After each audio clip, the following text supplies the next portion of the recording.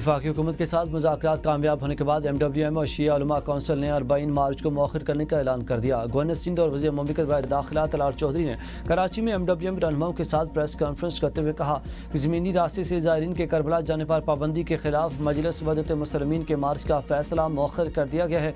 सब एक बात पर मुत्तफिक हैं कि अब मार्च नहीं मुज़ाकरात होंगे। तलाल चौधरी ने कहा कि 7 निकात पर इत्तेफाक किया गया है। हुकूमत और MWM के दरमियान आला सतह मुज़ाकरात के लिए कमेटी कायम की जाए जिसमें शिया उलमा कौंसिल के रहनुमा भी शामिल होंगे। इराक के लिए फ्लाइट ऑपरेशन 3 रोज़ में शुरू कराया जाए। ज़ायरीन के वीज़ों में 60 दिन की तोसी होगी। जो पैसे टूर ऑपरेटर्स को दिए गए वो वापस दिलवाए जाएंगे। ज़ायरीन के लिए हुकूमत एयरलाइंस की रियायती टिकट भी दिलवाएगी। जो तलबा सरहद पर मौजूद हैं हुकूमत उन्हें ईरान भिजवाएगी। तलाल चौधरी ने कहा कि मुआवज़त ख्वाहें ज़ायरीन को तकलीफ उठाना पड़ी।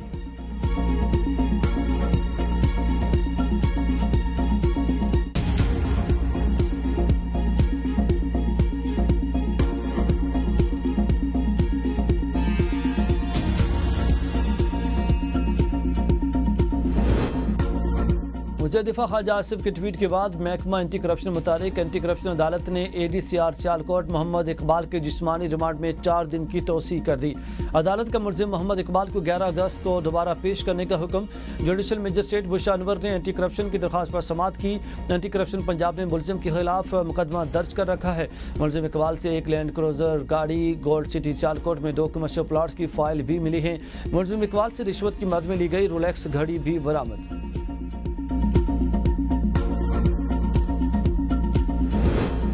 ख्वाजा आसिफ का धमाका खेज इंकशाफ या महज सियासी बयान। आधी ब्यूरोक्रेसी पुर्तगाल में जायदादें ले चुकी है। सोशल मीडिया पर सवालों की बौछार, हर तरफ हलचल। सोशल मीडिया सार्फिन का कहना है कि ख्वाजा आसिफ अपने दावे का कोई सबूत पेश करेंगे। क्या इस हवाले से हुकूमत की कोई रिपोर्ट मौजूद है? क्या मुल्की कानून इसकी इजाज़त देता है? अगर ख्वाजा आसिफ को एतराज़ है तो उन्होंने इसके खिलाफ कोई बिल पार्लियामान में पेश किया। क्या पार्लियामेंट कानून साजी करके ब्यूरोक्रेसी की खर्चियाँ ख़त्म नहीं कर सकती? ख्वाजा आसिफ ने जिस ब्यूरोक्रेट का जिक्र किया इसका नाम क्यों नहीं लिया? वफाकी वज़ीर ने ब्यूरोक्रेसी की करप्शन पर सिर्फ पोस्टें ही करनी हैं तो ये वजारतें किस काम की हैं?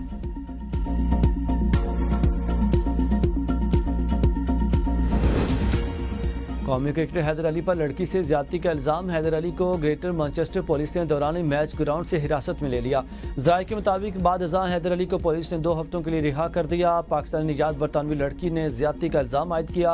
हैदर अली और लड़की में पुरानी दोस्ती थी। झगड़े पर लड़की ने ज्यादती का इल्ज़ाम आयद किया। पाकिस्तानी हाई कमीशन ने हैदर अली को बैरिस्टर मोइन अली की खदमात फराहम कर दी। Chairman PCB Pakistan high commission से मुसलसल राब्ते में है। क्रिकेटर हैदर अली ने अपने ऊपर आयद इल्ज़ाम को झूठ करार दिया। रावलपिंडी सिदरा कत्ल केस में पेशरफ्त। जिरगे के सरबराह का खातून को कत्ल करने का इतराफ। मुलजिम की निशानदेही पर क्लाशन को बरामद। मुलजिम ने दौरान तफ्तीश बताया कि मकतूला इसकी कज़न थी। मकतूला के शौहर उस्मान के घर असलहा लेकर दाखिल हुआ।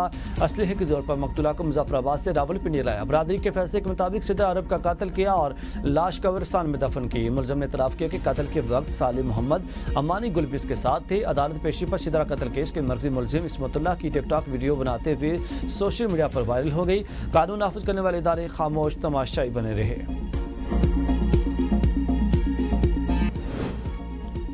अपोजिशन लीडर कौन होगा? तहरीक इंसाफ ने सर जोड़ लिए। बैरिस्टर गौहर, असद कैसर और आमिर डोगर के नामों पर मुशावरत। बैरिस्टर गौहर ने बतौर अपोजिशन लीडर पार्लिमानी किरदार निभाने से माजरत कर ली।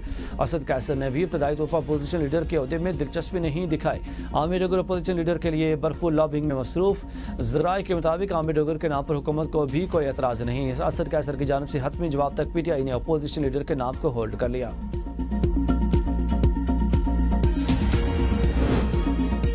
शैतान भी मकबूल है मगर फरिश्ता नहीं बन सका। पॉपुलर होने का मतलब बेगुनाही नहीं। वज़ीर मुमलिकत दाखिला तलाल चौधरी का कौमी असम्बली में इज़हार ख्याल। कहा, इस्लामाबाद में किसी मेंबर को हमने टच नहीं किया। पार्लियामेंट के गेट खुले हुए थे, क्यों नहीं बाहर निकले सबको पता है। 9 मई PTI ने किया। खैबर पख्तूनख्वा में ऑपरेशन के लिए किसी की इजाज़त की ज़रूरत नहीं। जो वज़ीरा भत्ता दे वो क्या लड़ेंगे? आप किसके साथ खड़े हैं? दहशतगर्दों के साथ या पाकिस्तान के साथ? जिस सूबे ने 700 अरब NFC से लिया वहाँ उन्होंने CTD बनाने के लिए कुछ नहीं किया। कोई नया ऑपरेशन नहीं हो रहा मगर नेशनल एक्शन प्लान के तहत कार्रवाइयां किसी का बाप भी नहीं रोक सकता।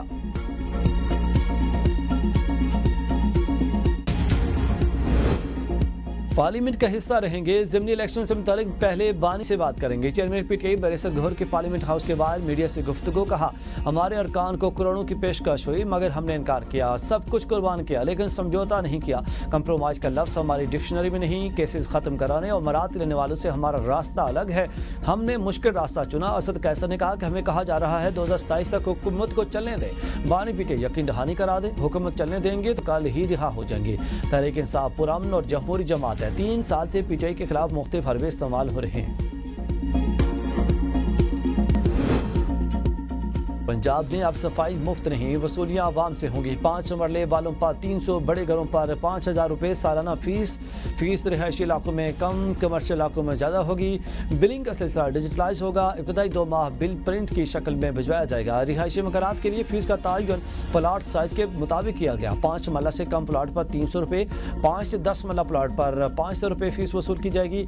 10 मरला के लिए 1,000 रुपये, 20 से 40 मरले के प्लाट के लिए 2,000, 40 मरले से ज़्यादा के प्लाट के लिए 5,000 रुपये फीस मुकर्रर। हुकूमत का पहला सालाना हदफ 15 अरब रुपए की वसूली है।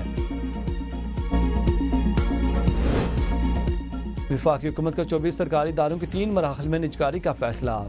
पहले 1 साल में 10 इदारों की निजकारी की जाएगी। अगले 1 से 3 साल में 13 इदारों की निजकारी होगी। एक इदारे की निजकारी के लिए 3 से 5 साल का आखिरी मरहला होगा। पहले मरहले में कौमी airline, Roosevelt hotel, New York first women bank limited, house building finance corporation, ज़राई तरक्याती बैंक की निजकारी होगी। Sindh engineering limited, Islamabad electric supply company limited, Faisalabad electric supply company limited और Gujranwala electric power company limited भी पहले मरहले में शामिल। दूसरे मरहले में state life insurance corporation, utility stores corporation और लेस्को शामिल। आखिरी मरहले में पोस्टल लाइफ इंश्योरेंस कंपनी की निजकारी की जाएगी। वफाकी वज़ीर निजकारी अब्दुल अलीम खान ने तफसीलात कौमी असम्बली में पेश कर दी।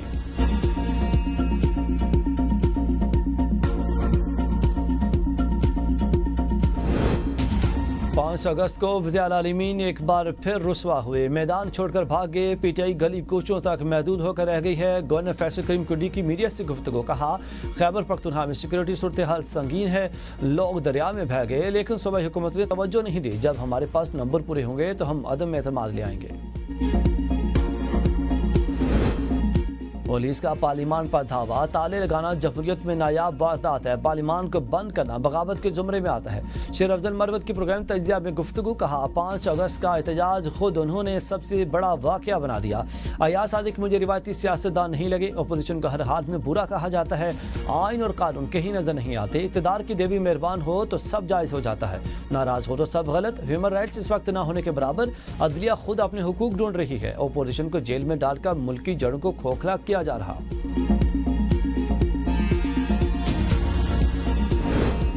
सियासी निज़ाम में स्पेस तेजी से खत्म हो रही है। ये इत्तेफाकी नहीं। पीटीआई रहनुमा उमैर नियाजी के प्रोग्राम सवाल से आगे में गुफ्तगू। कहा, यह कहानी यूं ही नहीं भड़की, इसके पीछे मुकम्मल तसलसल है। 26वीं आईनी तरमीम के जरिए जुडिशरी की स्पेस पर गैर कानूनी कब्जा किया गया। हर इदारे को अपनी हदूद में रहकर काम करना होगा। इसी से तवाज़ुन बहाल होगा। 300 अरब रुपए के चीनी स्कैंडल की तहकीकात अभी तक शुरू नहीं हो सकी। शफाफ एहतसाब के लिए हुकूमत को खुद पहल करनी चाहिए।